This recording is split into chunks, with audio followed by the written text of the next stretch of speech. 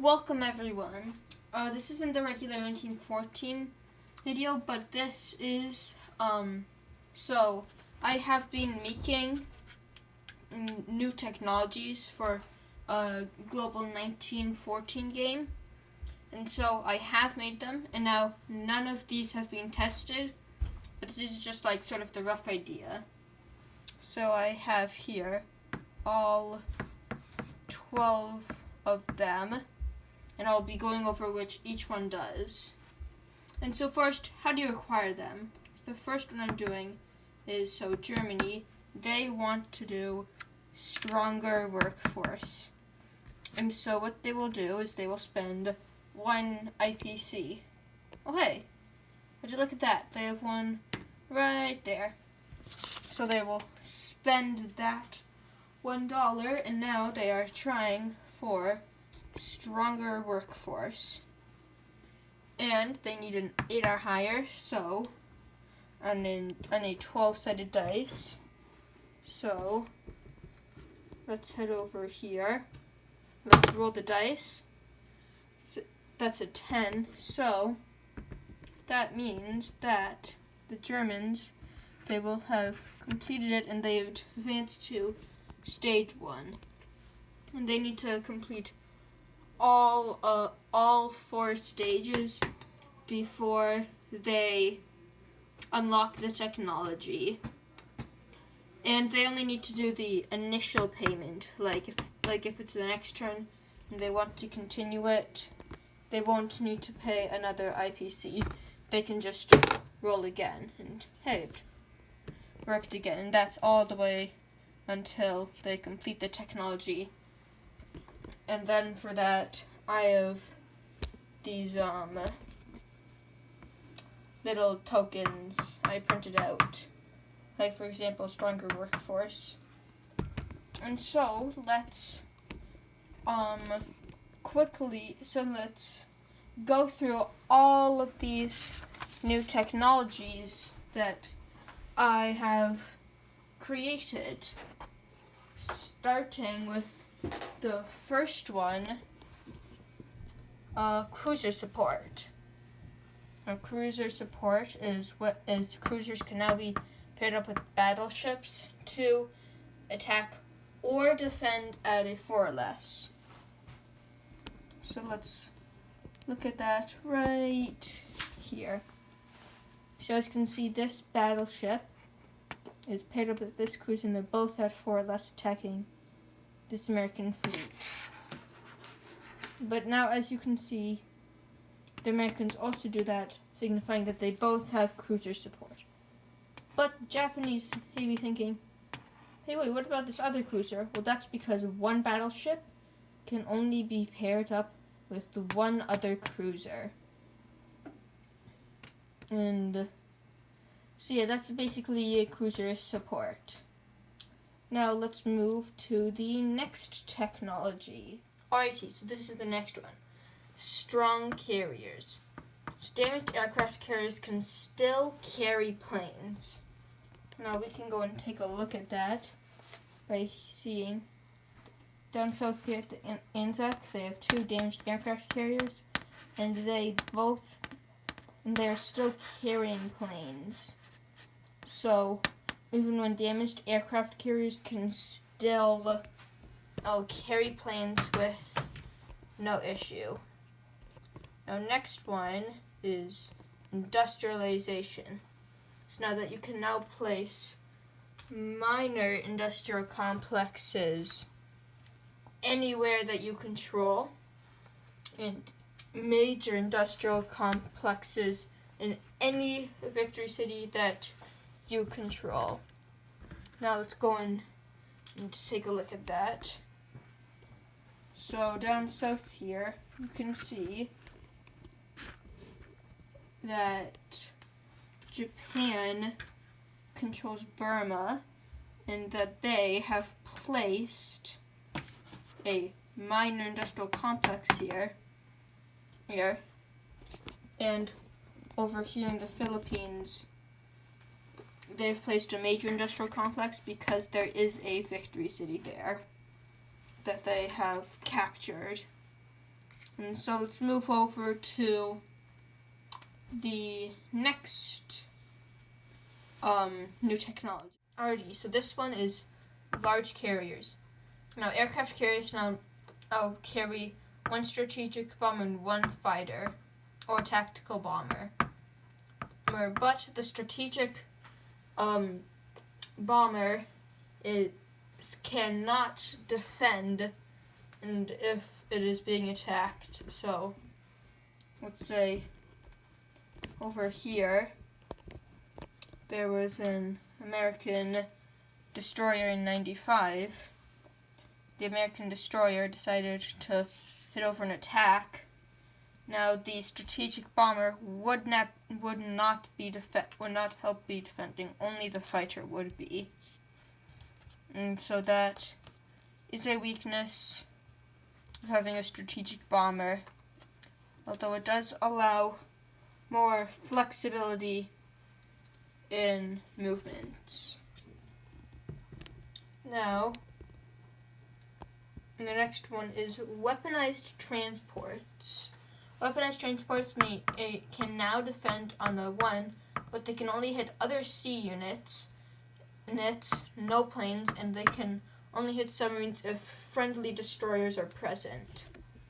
So if we go back to this battle over here that the Japanese engaged in, the Americans now have a defending transport. Now, if the Japanese had taken a transport into the battle, it would not be participating, as weaponized transports only affect the defender. So probably not a smart thing to get as the Axis as you are usually attacking. Alright, next is advanced battleships. Battleships may now carry 1 infantry. And so, you can see over here, the Soviets, on this transport, they load up this infantry artillery duo, and they hit it over to 1 and 14 and drop it off on Germany. Now the battleship can help by bombarding. Now the battleship with advanced transships can pick up this other infantry and also help in the attack.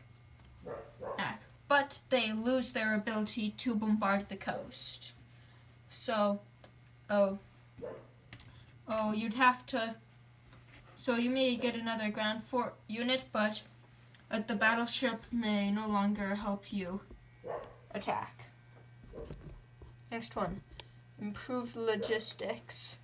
Next, you can instantly move 5 land units through originally controlled territories. Now this one is only through originally controlled.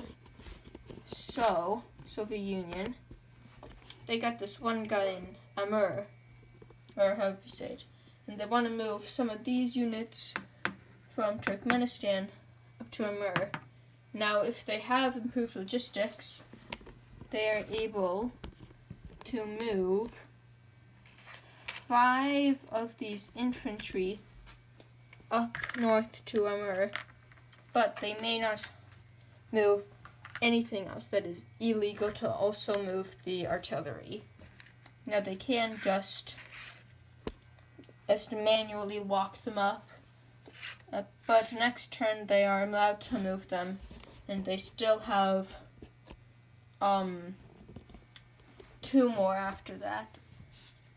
But if the Soviets controlled Germany and Poland, they would not be allowed to move the units out and wherever they want, because it is improved logistics only applies to originally controlled territory, meaning they have your round roll printed onto the board. Alrighty, next one is stronger facilities.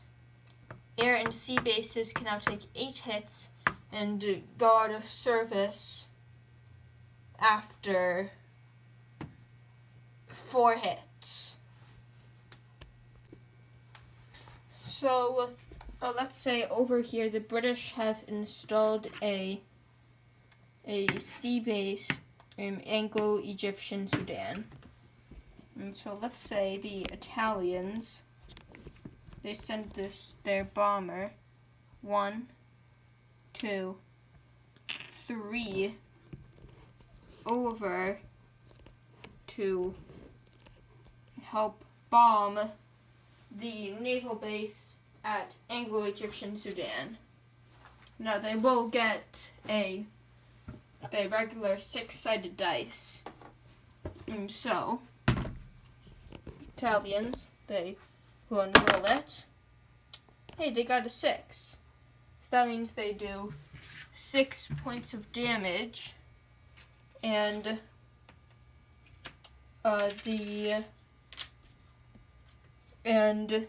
this British submarine can no longer move 1, 2, 3, or anywhere else. It is restricted to 2 movements. Then they will go, and then bomber can go 1, 2, 3 back to the aircraft carrier if needed. Ready.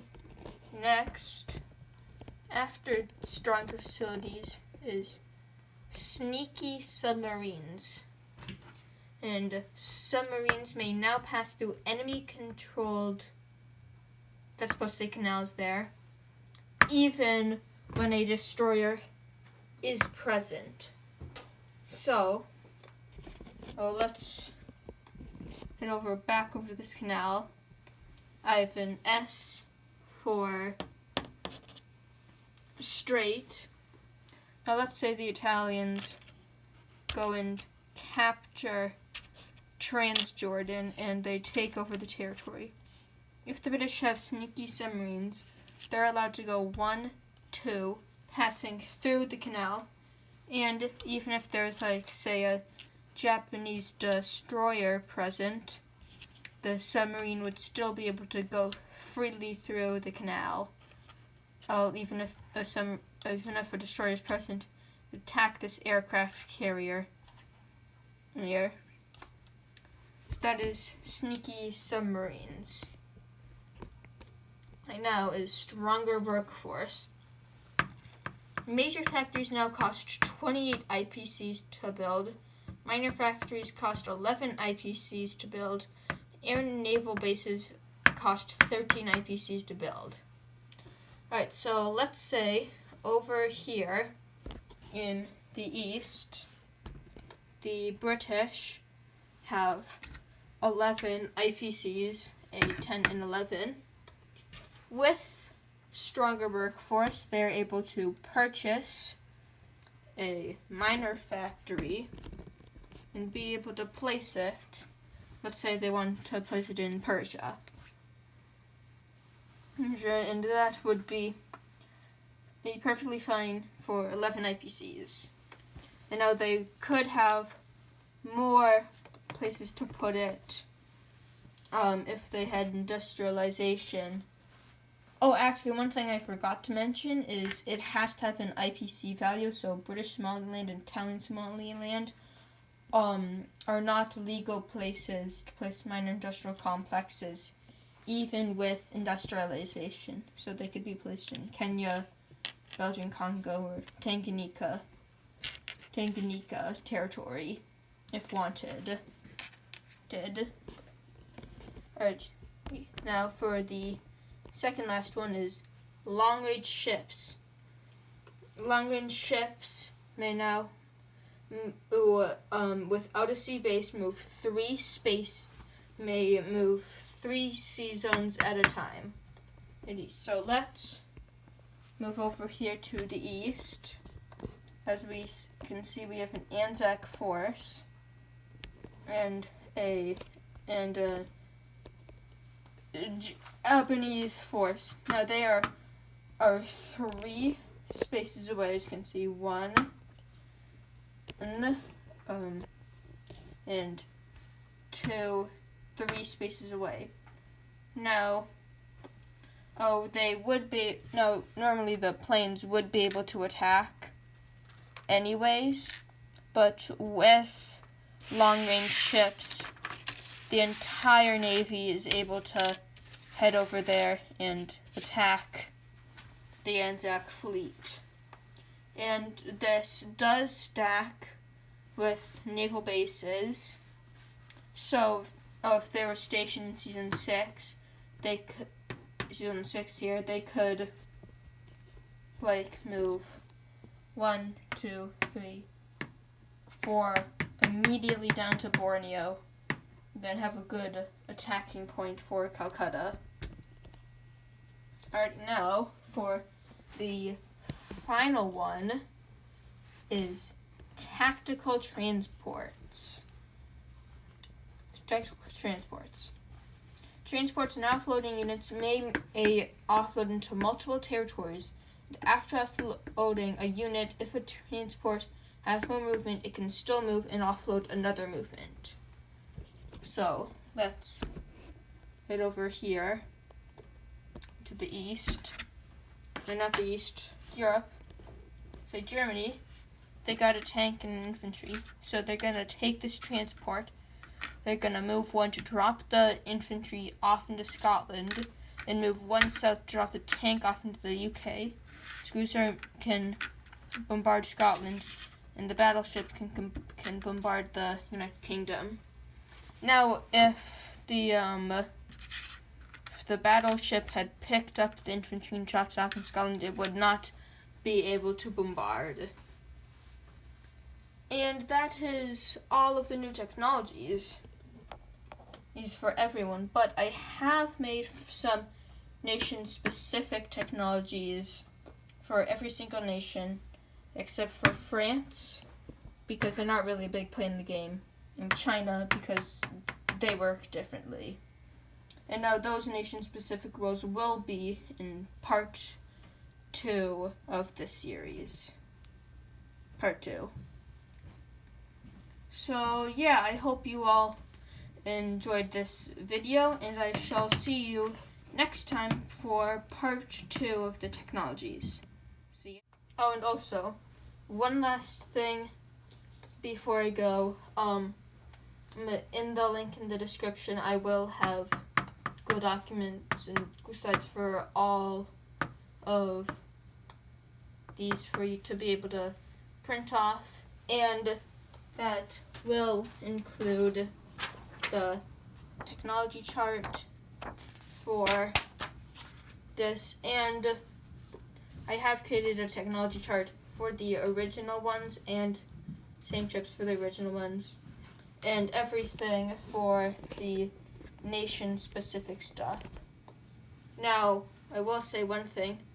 These are the nation-specific. They are for the Actionaz 1940 game. No other game.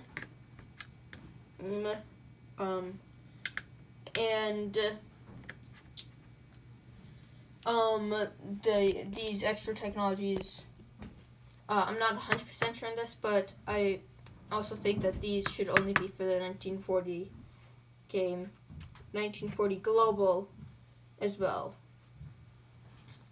So yeah. I will see you next time for part 2 for the nation specific ones.